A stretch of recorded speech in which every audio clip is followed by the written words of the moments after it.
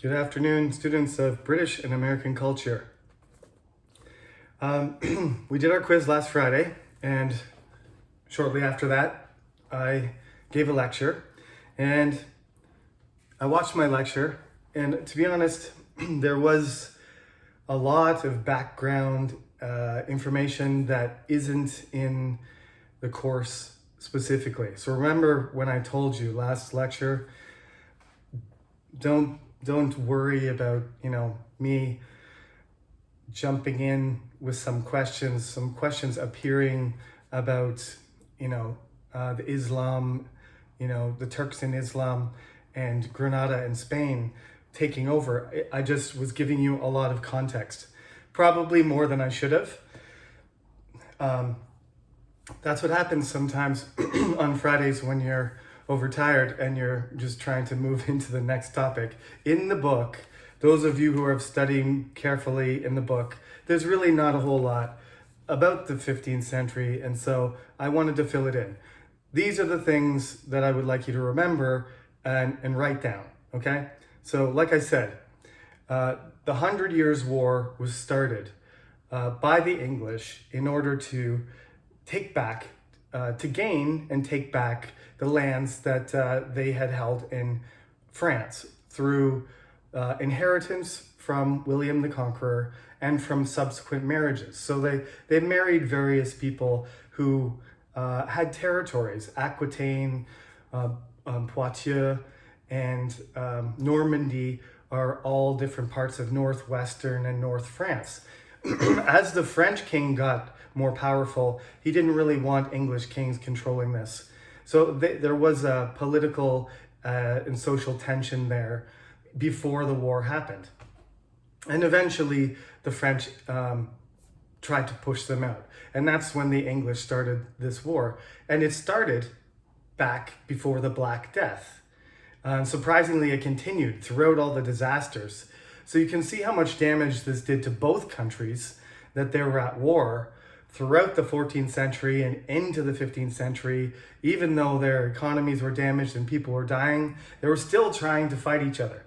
It's a very interesting conflict, but it's not directly related to our study of British culture. So I just want you to know, the 1453, that issue is resolved.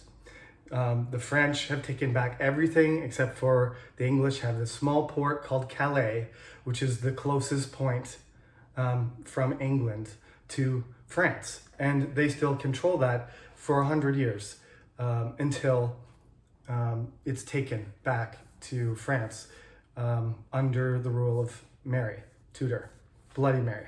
We'll get to her in a minute. So remember 1453, very important date, because that's when England is constantly focusing on France, the kings especially, not as much the English people, but the kings and the upper class, who are a warrior class. The medieval class, the rich people have swords and shields, and they're knights, and they have horses. What they do is they make war. One of the ways that kings get reputation and get followers and become powerful is by fighting other people or attacking other people, and then when they surrender, getting a lot of money. It's really financially and politically influenced. So they do this, but the medieval era is starting to end, as I said. So one of the things that's starting to go away is the upper class is no longer this group of really wealthy warriors who have all of these soldiers and retainers that want to fight in France. Once it's lost, they lose their appetite for it. And so they end up fighting each other. A lot of the English who are fighting in France come back, they fight each other.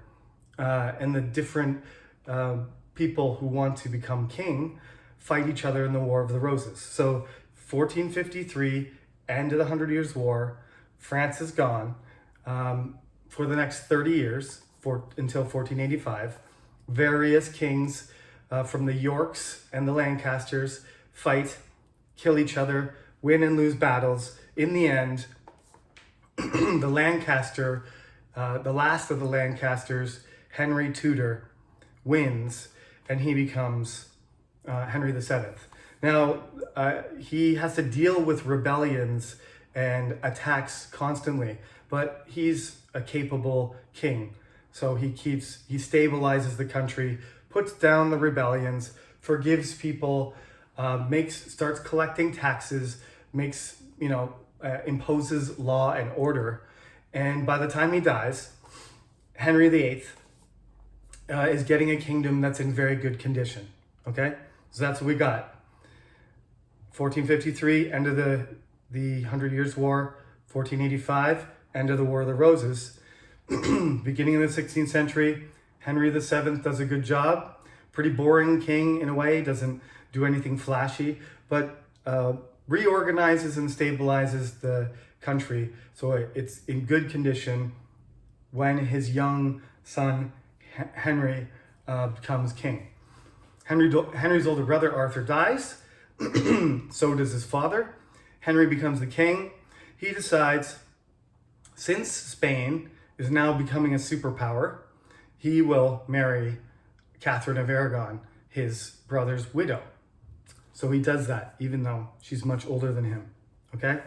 So let's talk about Henry VIII. Because I'm going to talk to you today about, by the end of the lecture, you're going to have to listen very carefully at the end of the lecture today, because I'm going to tell you some main points to remember about the rest of this chapter and the rest of this material up to the next quiz. So we'll talk about the kings and queens first, as I said. So the personality of this particular king is very important. It's not, we can't say whether it's important only because of, how strong his personality was, or it's because of the timing, or was it going to happen anyway? But basically, King Henry has a very, very forceful personality. He's like an authoritarian. I don't want to say he's like Kim Jong-un or something like that, but I have mentioned that comparison a few times. He grew up knowing he had a lot of power and he could do what he wanted to do.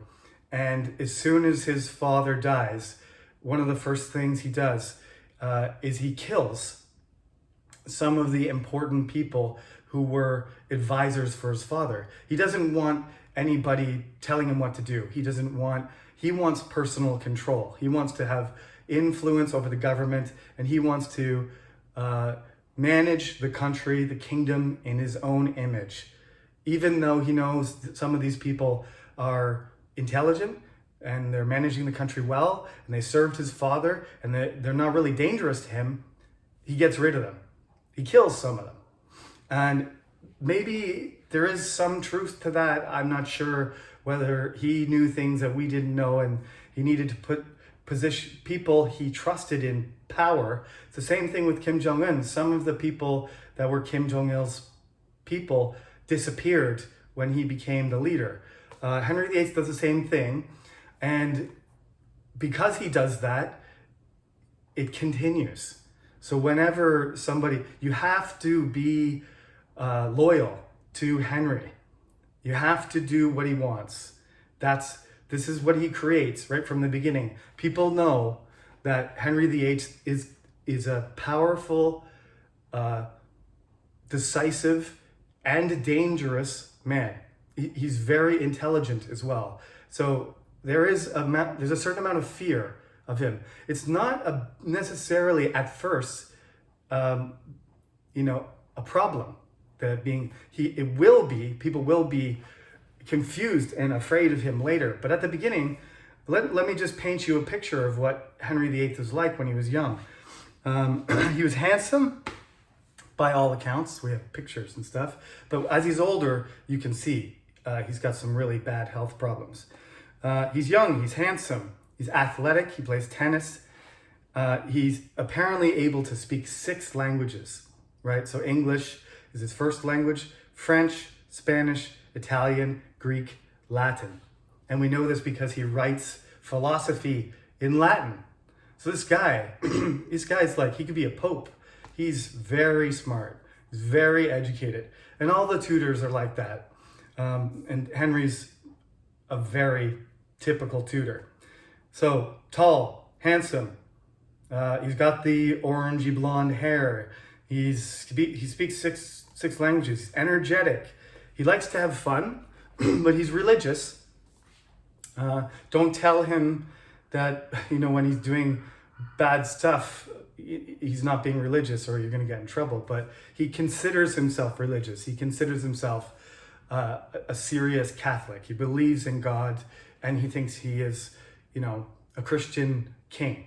And he believes in the Bible, and he believes in the Christian church. Okay. He's obviously super confident.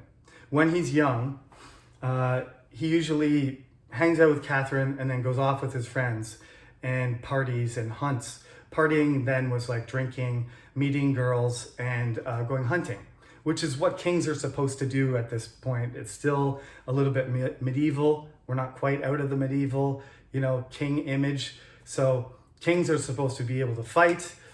He goes to France, he wrestles the king in France and has a big tournament and actually loses to the king of France, which is a bad sign. He later gets money for war, so he's involved in everything. He's a real king. He's a very dangerous person though, because he is he has very high expectations, and he has, if you don't follow what Henry VIII directs you to do, and you don't, what do you say? You don't please him. If what he asks you to do is not good enough, or you defy him, the punishment is jail or death. He's a very, very severe king. He's not forgiving at all. There'll be dozens of important people who just get their heads cut off because Henry has had enough of them. They've disappointed him or crossed him. This is not what people saw when he was young. They saw the princess from the Queen Aragon, Spanish queen, with his handsome, well-dressed, intelligent, educated, healthy king. And everybody thought everything was going to be great. But it gradually went downhill for a lot of reasons. I'll tell you several of them. Henry VIII had an accident while he was hunting, and he broke his leg. He was never able to walk or exercise the same way, so this contributed to his health problems. He ate like a king, but couldn't exercise and keep his, body healthy, because back then a broken leg meant you were never going to walk quite the same way. So he had a severe accident, and so that caused him trouble for his whole life. He had some sort of disease. We're not sure exactly what it was, but he contracted some sort of disease, maybe syphilis.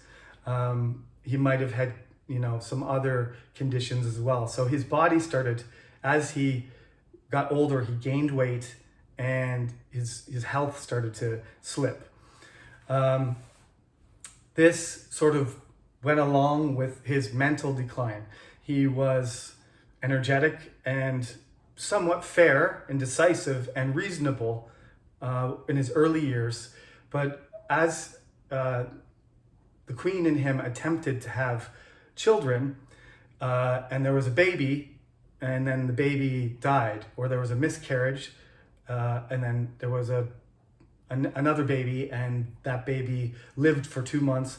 There was quite a few baby boys that were born and then died shortly after. There was stillborn and miscarriages. They tried over and over again until Catherine is getting close to 40 years old. And one time the baby survives, and the baby's name is Mary. They name her Princess Mary, and she's earlier on, so when she's born, Henry's like, oh well, at least the next one will be a boy. But they try again and again, and every boy that is born dies, shortly after. And so he starts to feel like his marriage is cursed and that it's against God's law. He doesn't want to blame himself, okay? Henry is an extreme narcissist. So kind of like a certain president that is an ex-president, he would never apologize. There's a similarity there. I'm not going to go forward in time or get political, but there's one thing that he would never do. Henry or that ex-president, no apologies. It's definitely never his fault. There's always blame to be given somewhere. So the blame here has got to be on either the fact that she was married to his brother, and so that's not supposed to happen. He's not supposed to marry, even though the Pope said it was okay. He shouldn't have married his brother's widow, or is something wrong with her. Couldn't be him. It probably was him. He probably had some genetic problem or health problem, but he blamed it on everything else. So now when this happened, he knew he needed a son. And even though him and Catherine didn't really have a romantic kind of hot, sexy relationship, they got along pretty well. They knew each other's roles, and they did try to have children together. But now Henry's still young enough to marry somebody else, and Catherine's too old to try and have other children. So the solution, this is the king's great matter, and it makes everybody in the kingdom worried. It's like everybody is ready to have a celebration when he has a boy, but they've been waiting for 10 years and there's no boy. So, Henry's getting more and more concerned, and so he starts, he's a king, so he's already got a few girlfriends, but he starts thinking about seriously replacing Catherine. So then he decides there would be some other ways to do this. He could put Catherine in a nunnery where she would be part of the church and she would be celibate. That had been done before. The Pope could give some sort of forgiveness or dispensation. There's various ways to do it, but what Henry wants is a divorce, essentially. It's not really called a divorce back then. They call it an annulment, a cancellation, to say that she had already consummated her. It's not important. He wants a divorce, right? Because he's not supposed to, and he looks up the Bible and says, well, here it says you're not supposed to marry your brother's wife, but that's not exactly what it said. So they go through this whole trial, and because Catherine is related to powerful Spanish people and powerful Habsburg, Austrian, German emperors, her family is much more powerful than the Tudors, the English. When Henry asked the Pope to give the divorce, the Pope says no, because there's much more powerful countries telling him not to do it because of Catherine's relationship. So the Pope refuses. And because of the personality, and this is where personalities become significant, and who knows what would happen if you didn't have this particular person making decisions in that situation. This is what happens. He decides that the English church is going to be separated from the Roman church, the Catholic church. So Martin Luther has already started things in Germany, started, making new churches that are breaking away from the Catholic church. Now, Henry is proposing that England separate itself. So first what they do is they say, England is sovereign and it's an empire of its own, which doesn't mean it's got an empire with countries and land all over the place. It just means the Roman concept of imperium. So England has power over itself, and no other outside power can infringe on this sovereignty. This is part of the ancient background for Brexit, if you want to look at it that way. So they put this through the government, and they make this act, and the king signs it. And so England becomes its own imperium. From there, the Pope has no control over any part of the English state. The king does. So he is the head of everything, including the church. And so they go through a process of a few more laws until in 1934,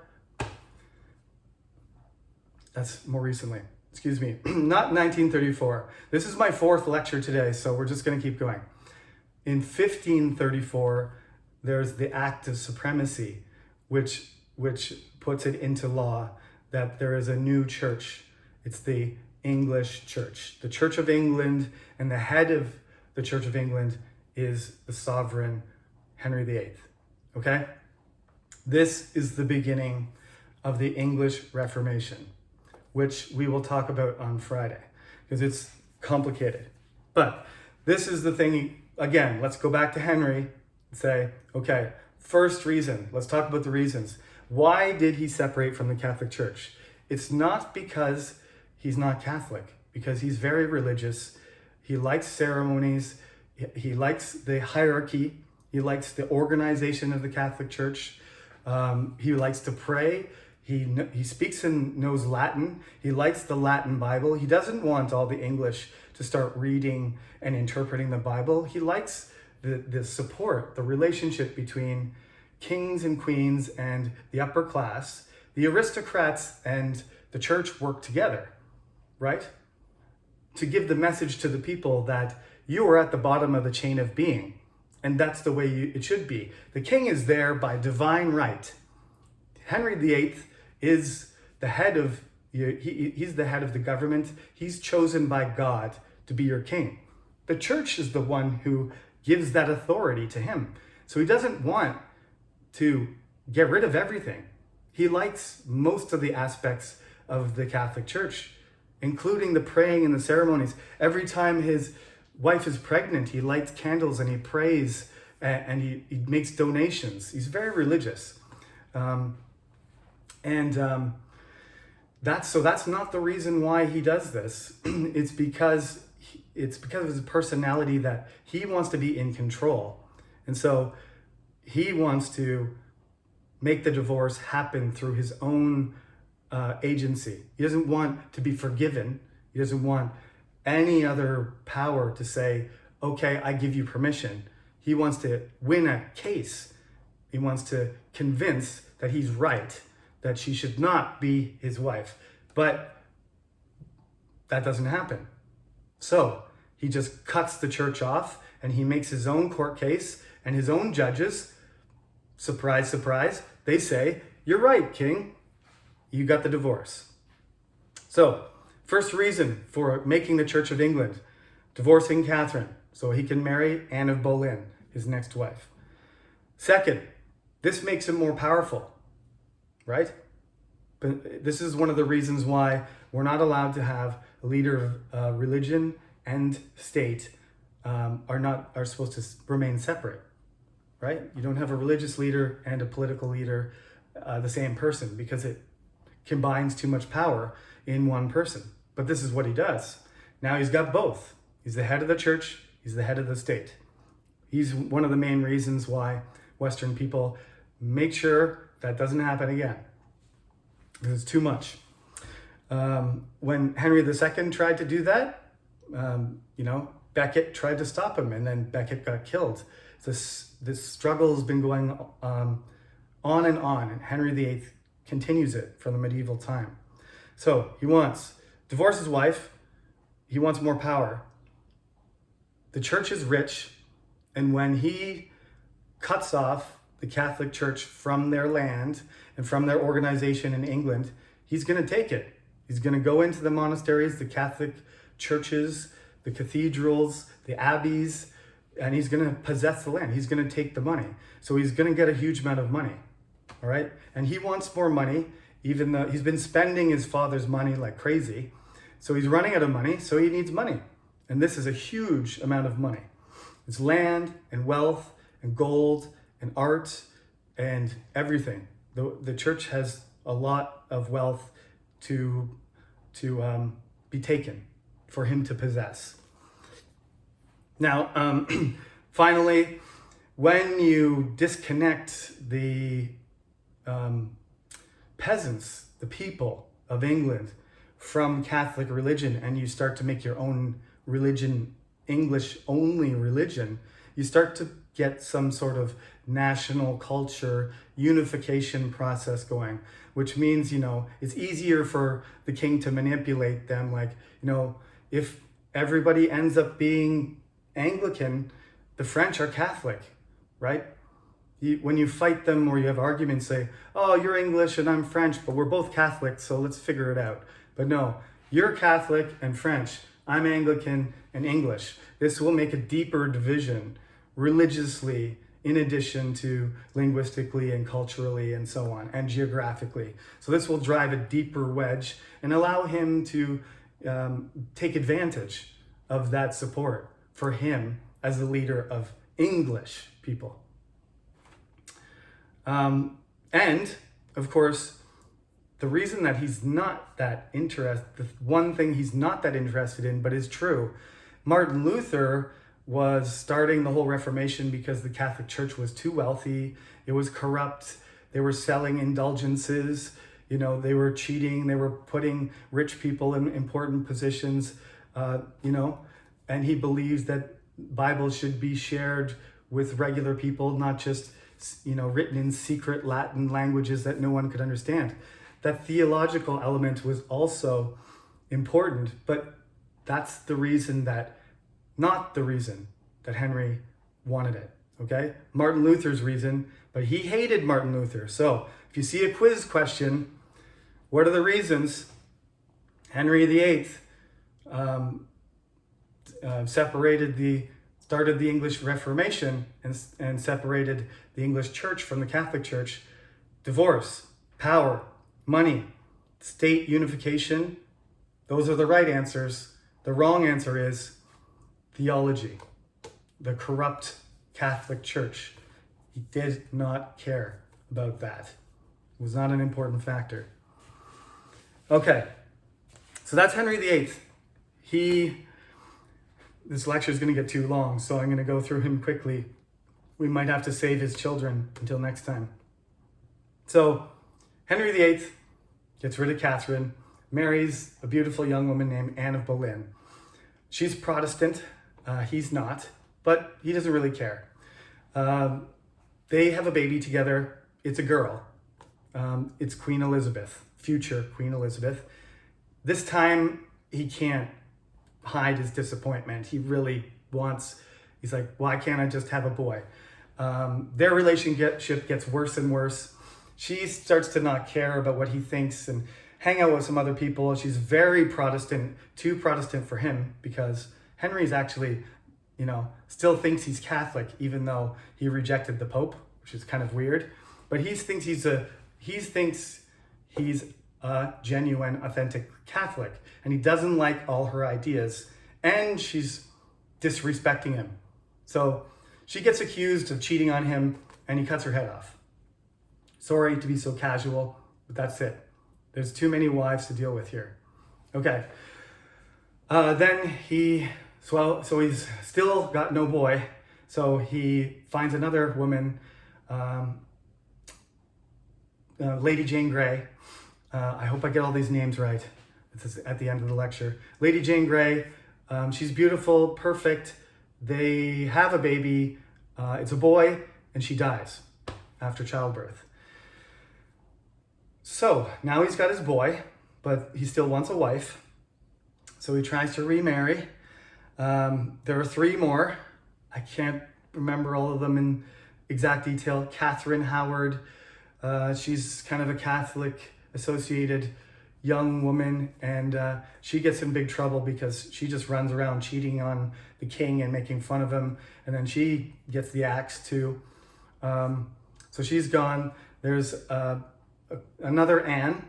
There's a lot of Catherines and Annes here. That's why it's so complicated. Another Anne comes from Germany. They don't get along very well. So Henry sends her back. Finally, he ends up with a final woman, the last of his wives. What is her name going to be?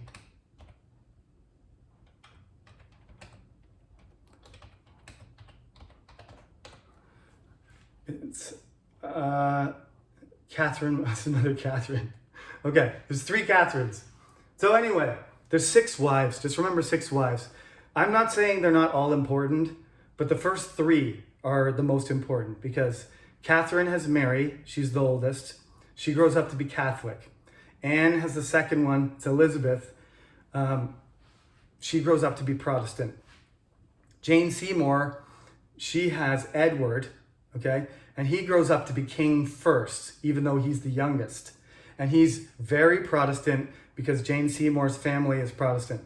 So when Henry VIII dies, Edward's going to take the throne as a boy. And all the Protestant people who were educating him and who were friends with his family, they're going to be advising him and controlling the country, okay? So that's the situation. Edward's not going to last very long. I'm not going to go into his contributions too much, but basically, he wasn't a bad king. He was just too young. He was basically controlled by earls and dukes, these uncles and older, powerful men. And most of them, they knew he was Protestant, so they kind of pushed the country to become more Protestant and, to get rid of the Catholic stuff, start reading Bibles in English, to take down some of the statues and stop doing the saints' days and festivals, all the things that Catholic people like to do, and find very, important in their way of worship. They start, suppressing those things and start focusing on a Protestant way of worship. It doesn't go too far, but basically he starts, English Bibles are being read, and he's starting to get something like some sort of, the root of a public education sort of effort going. So he's doing all of these things. He gets tuberculosis probably, and then he dies. So suddenly Mary, who's in her late 30s, who has been ignored by her father and ignored by everybody, especially since Edward was born, suddenly becomes the queen. And she's super Catholic because her mother and grandparents are from Spain. She's been Catholic since she was born. That's been something that she's been kept out of court life. She hasn't been very closely, trained. She hasn't been groomed to be a queen. Everybody was hoping, there would be a boy at some point and they wouldn't need her. So she hasn't been politically trained. She's just very Catholic, and that's her main focus. Is she wants to be queen and she wants to make England back into a Catholic state. When she becomes queen, there's some rebellion between some different, powerful groups. They try to take it over. She succeeds. She appeals to the people and says, I'm a Tudor, just like my father and my grandfather. I'm your rightful queen. Fight for me. And she wins. So she becomes the queen. But once she becomes the queen, she marries Prince Philip from Spain, which none of the English like because they're super Catholic. And Spain and England are starting to drift apart very quickly. They're afraid that the Spanish Catholics are going to come over and change English society completely, and that they'll be, vassals and subject of the Spanish king. So they get married, but he's uncomfortable in England, and they don't give him any power. So he leaves and goes to Brussels. He goes away from England. So she's stuck there by herself, needing to have a baby, but really the only things that she's doing is managing the everyday kingdom stuff and trying as much as possible to turn England back into a Catholic society. The way she does that is by forcing everyone to attend Catholic service. And if you don't follow the Catholic religious behavior, you go to jail, and you are supposed to confess. And if you confess, they let you go. But if you revert, that's called heresy or reversion, reverting to heresy. And depending on your role and how important you are, you might get put in jail, put in a block, executed, hung, or burned. So the whole time that she's queen, which is not a very long time. Let me just verify exactly how long it is. Catherine of Aragon. Should have pulled this up before. Where's Mary? Mary I of England. Yes. So she...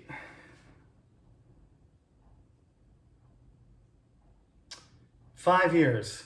Her 1553 to 1558. 5 years doesn't sound like a long time, but I guess that's the same term as a president, in Korea would have, 5 years.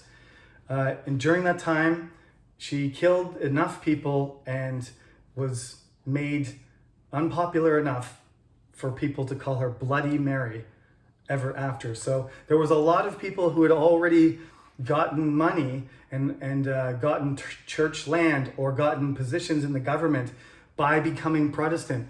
And she tried to remove all of them or kill them and tried to rebuild the Catholic system. Like I said, the whole country, the whole society was revolving around the church. That's what kept the community together. But that was broken down, but nothing really had replaced it. But Mary didn't have enough money to rebuild and retrain and put the church's role back in as welfare, as social service, as educators, as healthcare, as spiritual and mental support, as town leaders. All of that had been broken down by Henry VIII and Edward. So in 5 years, it wasn't long enough. She started to do it, but she did it in a very violent way. And then she got sick, possibly from cancer or some sort of, abdominal disease, and then she died. That brings up the third and last child, not the last born, but the third alive. When she died in 1558, Queen Elizabeth was locked in the Tower, and they opened the door and said, "Your Majesty, follow me. You are now the Queen of England." And she proceeded, to take her place as the very famous Queen Elizabeth I. And we'll save that story for the next class. So we're right up to Queen Elizabeth. That's a good place to stop. But as you can see, this century is going to have to do, next lesson, there's going to be a lot of talk about religion. I'm going to explain the culture and the society and how it works. It's Catholic England with the John Wycliffe stuff in there underneath, but Catholic England, and then sort of Catholic England, but Church of England, but Catholic style. And then Edward, let's make it Protestant England. And then Mary, let's kill all the Protestants and make it Catholic England again. And then now Elizabeth. And we'll see what Elizabeth decides to do about that. Okay? Now, as we go through the next couple lectures through the 16th century, Queen Elizabeth into the 17th century with the war, the Civil War, and King James and all these other things, and the first voyages to America by English. We'll have to rewind a little bit for that. As we enter the Elizabethan age, keep in mind, these are the things that they must deal with. These are the main stresses on English society and English culture for the next 200 years, right?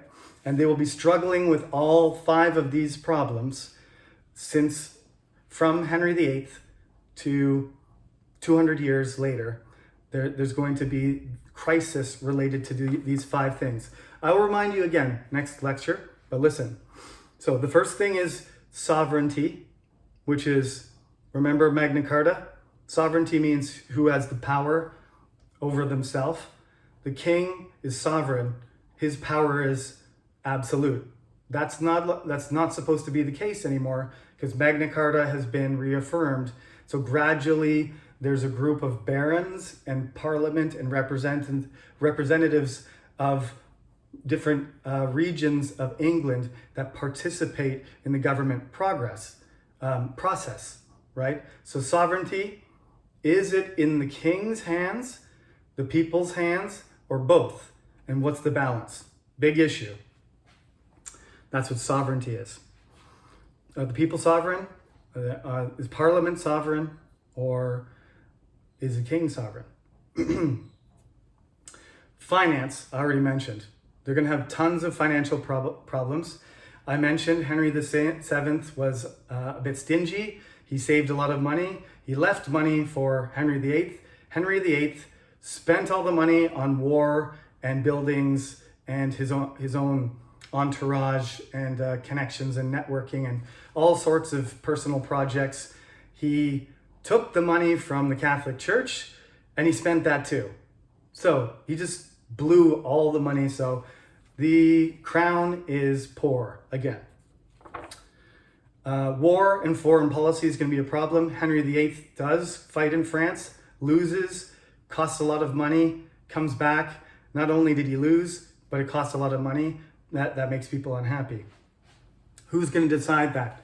What kind of relationship is England going to have with its neighbors? Scotland's up there too. Religion, probably the biggest one, even though I listed it fourth. Religion, Catholic, Protestant, something in between, rejoin, be more radical, start again. There's all kinds of possibilities. As soon as they break away, the king sort of lets out, the Pandora's box. There's some smart Englishman said, when Henry VIII wanted the Reformation to stop, he was like, when you try to stop the Reformation, it's like throwing a man out a window from a tower and asking him to stop halfway down. So these ideas are leading to other ideas and they're getting more radical. It's not what Henry VIII wanted, but religion is going to be a really big issue for most people. Okay, lastly, a big issue in America that still keeps going is, and Korea's not got this issue so much anymore, but how much local control versus central control? Should London control everything? Or should there be powerful people in each region? Just like the American states. They always have this struggle. Should the states have the power or should the federal government have the power? This is an issue in the 16th century too. Are we supposed to everybody follow what London does? Or is each region supposed to, govern itself? And London's just kind of a guide. This struggle between local and central autonomy and power is also going to be a big issue. And that's the 5. But the one I talked about today, don't forget the +1, the personality of the king.